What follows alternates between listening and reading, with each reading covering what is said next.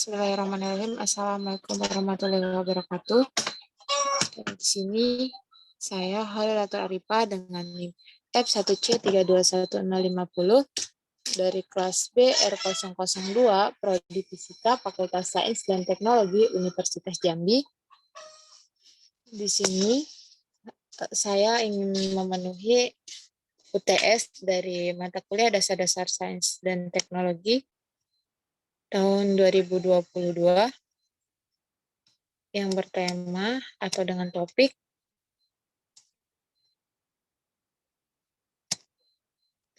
Sains dan Teknologi untuk tujuan pembangunan berkelanjutan Sustainable Development Goal. Baiklah,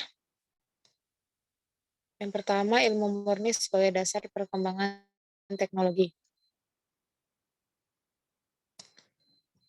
20, menurut Caldwell tahun 2002, 25 tahun pertama dari abad ke-20 ditandai dengan penelitian di bidang mekanik kuantum yang sangat berpengaruh terhadap struktur atom. Studi mengenai hubungan mengenai elektron dan atom tersebut merupakan dasar bagi industri elektronika pada saat ini.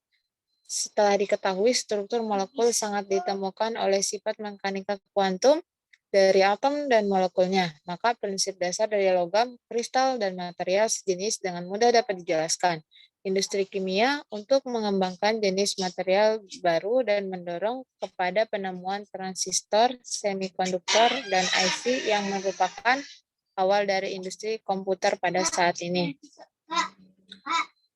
Yang berikutnya yaitu industri perkembangannya teknologi suatu negara. Menurut Hellman 1996, kemajuan teknologi dari suatu negara banyak ditemukan oleh kegiatan riset atau penelitian di bidang ilmu dan pengetahuan dasar dan teknologi. Menurut artikel dari majalah di Amerika Serikat, Jepang dan Jerman ditandai oleh beberapa faktor, yaitu produk teknologi modern yang diekspor ke luar negeri, ilmuwan yang berkedok di bidang riset dan pengembangan teknologi, jumlah lulusan S1 di bidang iptek, kontribusi literatur ilmu pengetahuan, dana pemerintah untuk litbang, biaya riset untuk bidang non-militer, investasi GNP pada bidang industri. Berikutnya, menurut Kubus 1999, dalam usaha untuk mencapai kemajuan teknologinya, banyak perusahaan besar di negara maju mengeluarkan dana riset dan pengembangan yang tidak kecil jumlahnya. Pada tahun 1980, hampir semua perusahaan di Amerika Serikat yang bergerak di bidang teknologi tinggi meningkatkan dana risetnya hampir 2 kali lipat dari 7% hingga 12% dari total budget perusahaan tersebut. Hal ini juga nampak nyata pada beberapa perusahaan di Jepang. Nah, untuk berikutnya itu adalah kegiatan riset di negara berkembang, termasuk Indonesia. Menurut Salam 1988, kegiatan riset di negara berkembang kurang diperhatikan dan sangat ketinggalan jika dibandingkan dengan negara maju di dunia. Ketinggalan di bidang riset dan iptek ini merupakan ciri khas yang membedakan antara negara maju dan negara berkembang. Negara di bidang di sebelah utara berkembang dengan pesat di bidang ipteknya, termasuk negara kecil yang mula-mula dikategorikan sebagai negara berkembang seperti Korea, Taiwan, Hong Kong, dan Singapura. Sedangkan negara di bagian selatan termasuk Indonesia cukup puas melihat kemajuan teknologi di negara-negara tetangga. Berikutnya, menurut Dr. Andes Jeb adalah fellow dari IEEE, ia seorang ahli dalam bidang komputer. Ia mengatakan atau menjelaskan pentingnya komunikasi sebagai sarana bagi pembangunan yang berkelanjutan dan bagi negara-negara berkembang. Diperlukan sistem-sistem yang mudah digunakan dan mudah dioperasikan serta dipelihara dan yang mudah. Ia menyebutkan sebagai contoh di India di mana komunikasi di antara perkampungan-perkampungan di sekitar kota-kota besar dilaksanakan dengan radio jarak pendek, sedangkan antara kota-kota besar dihubungkan dengan sistem lingkaran atau ring serat optik.